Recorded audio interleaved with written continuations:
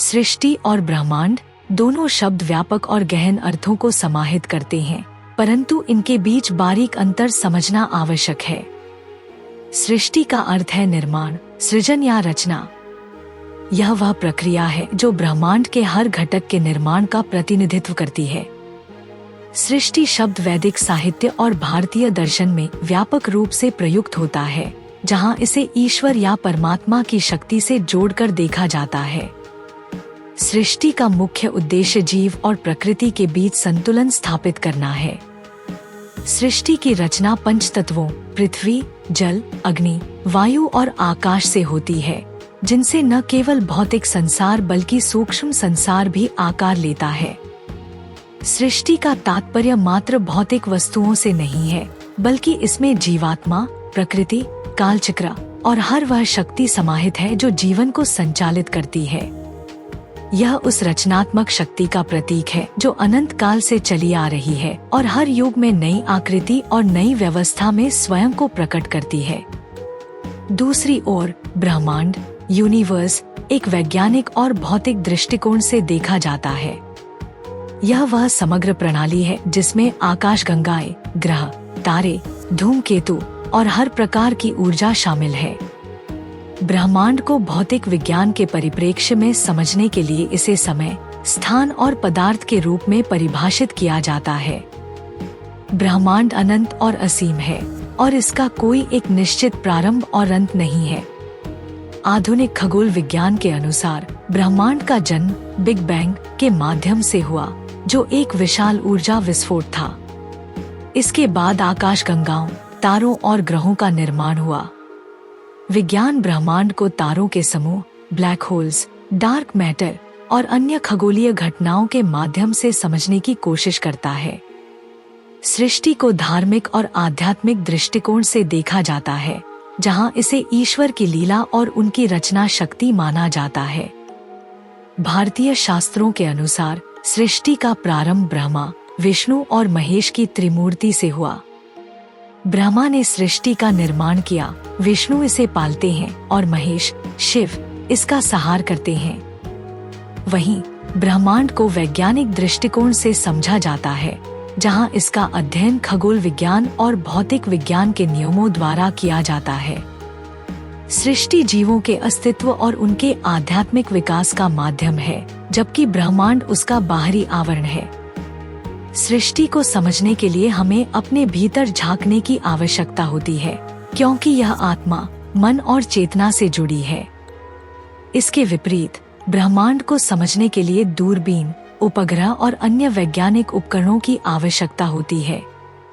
सृष्टि का उद्देश्य जीवन को अर्थ देना और आत्मा की उन्नति करना है, जबकि ब्रह्मांड का अध्ययन हमें भौतिक संसार की जटिलताओं और उसकी अनंतता के बारे में जागरूक करता है। भारतीय दर्शन के अनुसार सृष्टि और ब्रह्मांड एक दूसरे से जुड़े हुए हैं। सृष्टि ब्रह्मांड का सूक्ष्म रूप है, जबकि ब्रह्मांड सृष्टि का विराट रूप है। ऋग्वेद में कहा गया है कि ब्रह्मांड और सृष्टि दोनों ही ब्रह्मा, परम शक्ति, से उत्पन्न हुए हैं। गीता में भगवान कृष्ण ने कहा है कि मैं इस पूरी सृष्टि का मूल हूँ और हर वस्तु मुझसे उत्पन्न होती है। इसी प्रकार उपनिषदों में यह वर्णित है कि सृष्टि और ब्रह्मांड दोनों ही उस अनंत ब्रह्मा का अंश है, जो न तो प्रारंभ है और न ही अंत। सृष्टि और ब्रह्मांड के बीच मुख्य अंतर यह है कि सृष्टि का केंद्र बिंदु जीवात्मा है, जबकि ब्रह्मांड का केंद्र बिंदु पदार्थ और ऊर्जा है। सृष्टि को समझने के लिए हमें धर्म, अध्यात्म और योग का सहारा लेना पड़ता है, जबकि ब्रह्मांड को समझने के लिए हमें विज्ञान, गणित और खगोल भौतिकी का सहारा लेना पड़ता है। हालांकि दोनों ही अपने अपने स्तर पर अद्भुत और अनंत है। इस प्रकार सृष्टि और ब्रह्मांड एक ही सिक्के के दो पहलू हैं। सृष्टि आंतरिक संसार का प्रतिनिधित्व करती है, जो हमारे मन, आत्मा और चेतना से संबंधित है। वहीं ब्रह्मांड बाहरी संसार का प्रतीक है, जो हमारी इंद्रियों और भौतिक यथार्थ से जुड़ा है। इन दोनों को समझना और इनमें संतुलन स्थापित करना मानव जीवन का उद्देश्य है। चाहे वह आध्यात्मिक मार्ग हो या वैज्ञानिक दृष्टिकोण, दोनों ही हमें उस अनंत सत्य की ओर ले जाते हैं, जिसे हम ब्रह्मा या परमात्मा कहते हैं।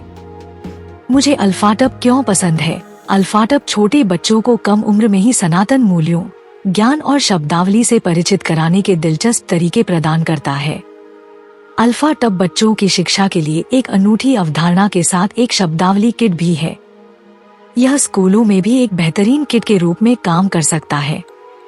माता पिता अल्फाटब मोबाइल ऐप का उपयोग करके बहुत सारे टब शीट और टब कार्ड बना सकते हैं और अल्फाटब का उपयोग करके मजेदार गेम के माध्यम से अपने बच्चों के साथ जुड़ सकते हैं।